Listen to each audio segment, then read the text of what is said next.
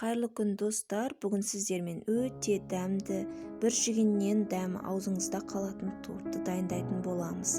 Менімен бірге болыңыздар. Бұл тортқа керекті заттар бізде 600 грамм сгущенка, 3 дана жұмыртқа, 60 грамм маргарин, 350 грамм ұн, 15 грамм қамыр қопсытқышымыз керек болады. Ал бірінші тортымызды бастамас бұрын құрғақ ингредиенттерді араластырып аламыз. Онымен қопсытқышымызды араластырып аламыз. Сосын сгущенкамызға біздің жұмыртқамызды, маргаринімізді қосып, бір келкі болып араласқанша араластыратын боламыз. Миксермен араластырсаңыз да болады. Миксеріңіз жоқ болған жағдайда венчикпен де араластыруға болады. Бір келкетіп араластырып аламыз. Сосын барып біздің ұнымызды електен өткізіп қосатын боламыз қамырымызға.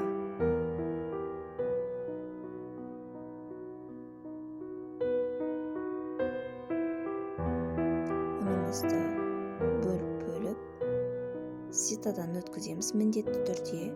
Себебі ситадан өткізілген ұн ол біздің қамырымыздың үлпілдек болуына септігін тигізетін болады.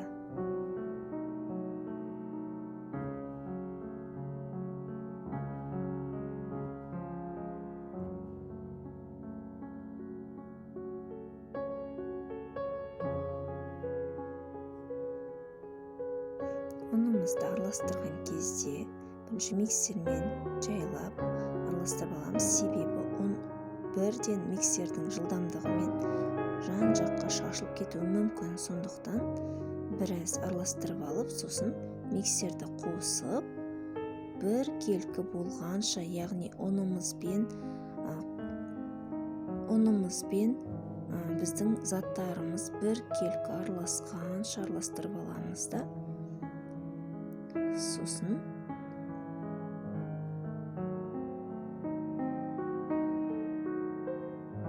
міне осындай бір кел қаймақ секілді қамыр шыққанша араластырып алдық.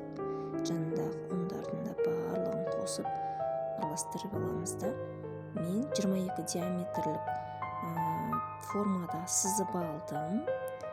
Пергамент қағазына 6 бөлікке бөліп шықтым мен. Міне осылай сол біздің сызған сызығымызға дейін барлық қамырды осылай біртіндеп жайып шығатын боламыз. Пешімізді 180 градуста немесе 180-200 градуста қыздырып, шетінен қамырларымызды пісіріп алатын боламыз.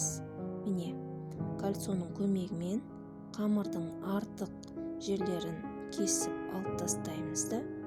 Сосын алып тастап біз крем жасауға кірісеміз. Кремге бізге 250 грамм творожный сыр, 120 грамм қант ұнтағы және 500 грамм сливки керек болады. Сливкиді мен 33-34%-ін қолданамын. Сахарный пудрамыз бен творожный сырымыз жақсы араласу керек.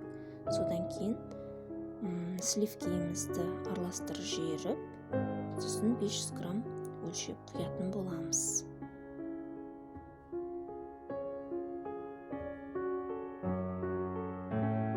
Ал енді қою крем пайда болғанша біз миксермен жақсылап араластырамыз. Әр минут сайын жылдамдықты қосып отырып, араластырып қою крем жасаймыз. Ал енді тортымызды кольцода жинайтын боламыз.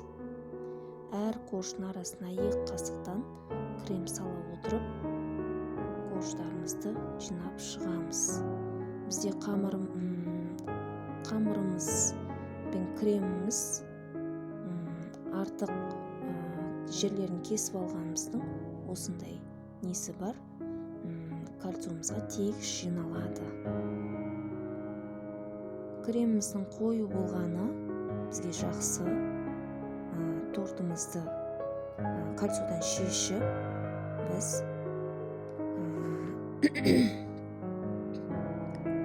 осылай жинап шығамыз.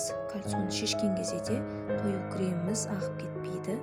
Сондықтан қою етіп жасаймыз кремді. Ал қалған кремімізді спатуланың көмегімен торттың бетіне, сосын кальцоны шешіп, оның айналасына қалған кремімізді жағып шығамыз. Қараңыздар.